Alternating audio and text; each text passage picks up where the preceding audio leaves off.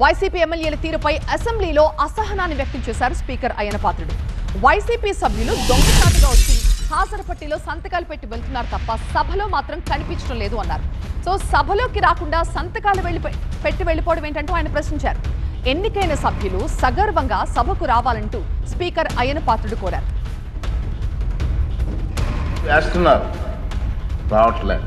వాళ్ళు ప్రశ్నలు వేయడం వల్ల మరొక ఇద్దరు మెంబర్స్కి మాట్లాడే అవకాశం పోతుంది.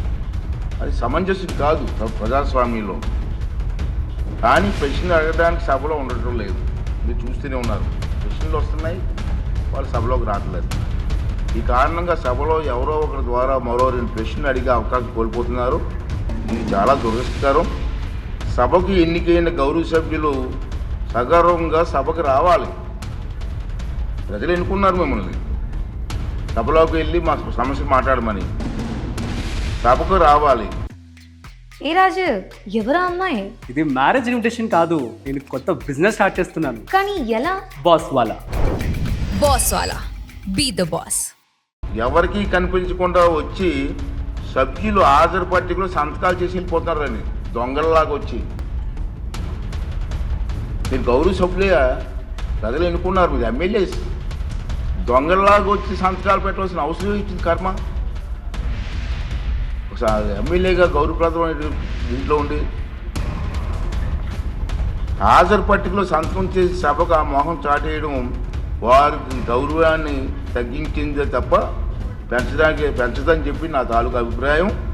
వీరిలో ముఖ్యంగా నా దృష్టికి వచ్చింది వై బాలనాగిరెడ్డి గారు, తాటిపర్తి చంద్రశేఖర్ గారు, వేగం లింగం గారు, మత్స్యలింగం గారు, విరూపాక్ష గారు, మత్స్యరాజ విశ్వేశ్వరరాజు గారు, ఆగిపాటి అమర్నాథ్ రెడ్డి గారు, దాసరి సుధ గారు.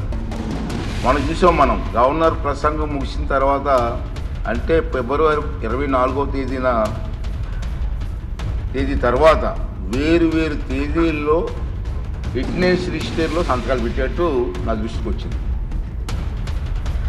అంత దొంగచాటును వచ్చి ఒక దొంగల మాదిరిగా సంతకాలు పెట్టవలసిన అవసరం లేదు. కానీ వారు ఎవరు కూడా నాకు సభలో కనిపించలేదు. సంతకాలు ఉన్నాయి కానీ సభలో కనిపించారండి మీకు ఎవరికన్నా? నాకైతే కనిపించలేదు. ఇది ఎంతవరకు సమంజసం వారే నిర్ణయించుకోవాలి.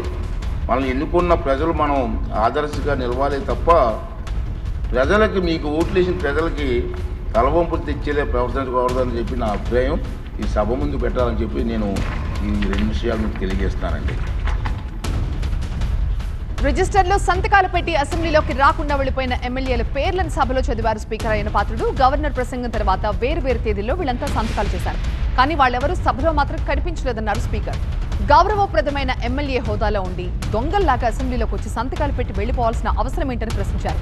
వాళ్ళ తీరు ఎంతవరకు సమంజసమో వాళ్లే ఆలోచించుకోవాలన్నారు.